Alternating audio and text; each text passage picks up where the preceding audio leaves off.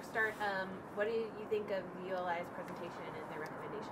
Well, it was quite extensive. Obviously, it's the first that we've heard of the recommendations specifically. It's interesting in that there's a lot of work to do, right? It is quite extensive. Obviously, the idea of building a community vision, that came across loud and clear, and I think it's incumbent upon us as a city, certainly even as a region, to think about what our vision is for this improved I-35. And what happens on the surface really has to be thought of as a consensus of community stakeholders.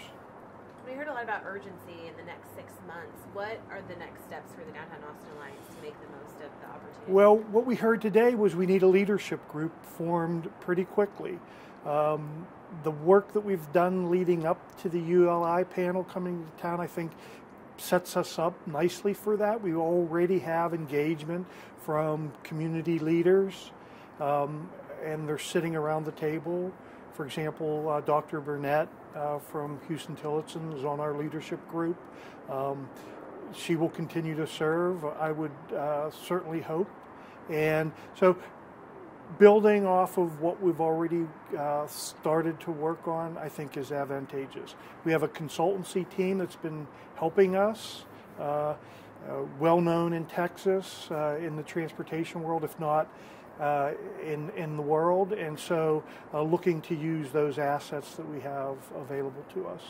Did the Transportation Commission's announcement this week of funding the entire $7.5 billion 35 project increase your sense of urgency here?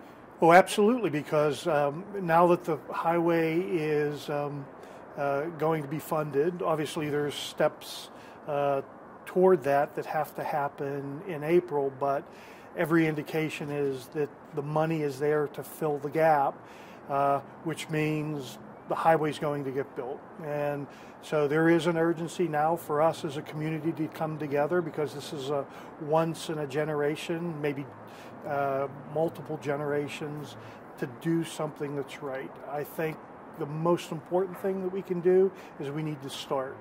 We can either lean into this, run into it full force, or run away from it. And I think what we're hearing from the community is we want to do the right thing. So it's up to us now to build that vision and bring the parties together to envision what the future of I-35 looks like for Austin.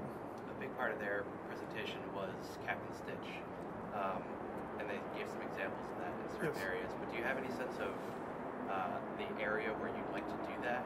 How much capping and stitching you'd like to do?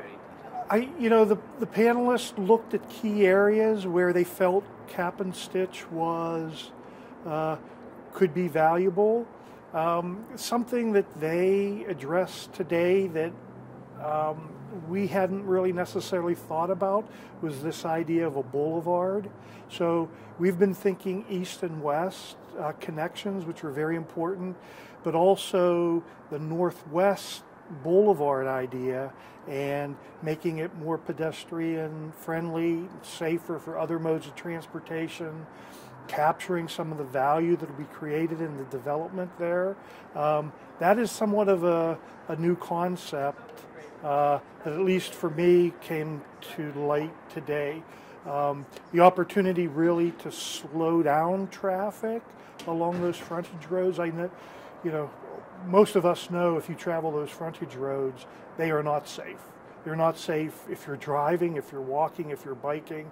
And so today, that concept that we heard about creating a boulevard with trees is almost as important as the capping and stitching.